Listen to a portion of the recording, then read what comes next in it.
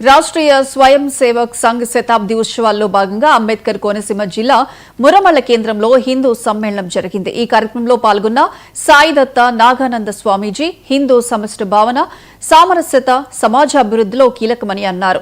మనమంతా హిందువులమేనని సమిష్టి భావన ప్రతి ఒక్కరిలో రావాలని పిలుపునిచ్చారు. ఈ కార్యక్రమంలో నాడింపల్లి సూర్యవర్మ, జంధ్యాల విజయలక్ష్మి, గోలకోటి వెంకటరెడ్డి, తెలంగాణ కార్యదర్శి ఆకెళ్ల రవికుమార్ తదితరులు పాల్గొన్నారు.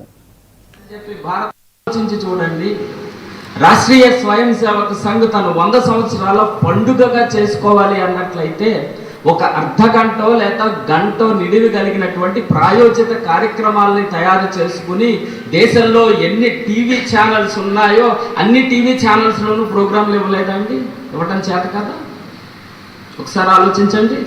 ఎన్ని కూడళ్ళు ఉన్నాయో రాష్ట్రంలో, దేశంలో అన్ని కూడళ్లలోనూ ఆర్ఎస్ఎస్ అని చెప్పి భారత మాత ఇది ఆర్ఎస్ఎస్ అంటారు అని చెప్పి ఫ్లెక్సీ బ్యానర్లు కట్టించుకోలేదండి. కానీ అలా ఎక్కడైనా చేసిందా? చేయలేదు.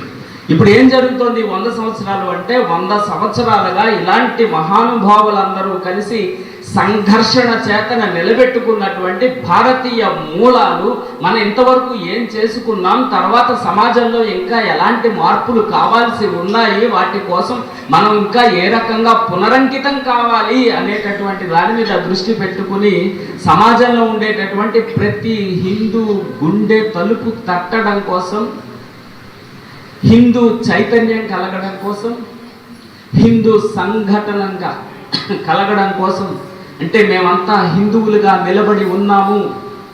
ఆలోచించి చూడండి, రాష్ట్రీయ స్వయం సేవక సంఘ్ తను 100 సంవత్సరాల పండుగగా చేసుకోవాలి అన్నట్లయితే ఒక అర్ధ గంటో లేదా గంటో నిడివి కలిగినటువంటి ప్రాయోజిత కార్యక్రమాలని తయారు చేసుకుని దేశంలో ఎన్ని టీవీ ఛానల్స్ ఉన్నాయో అన్ని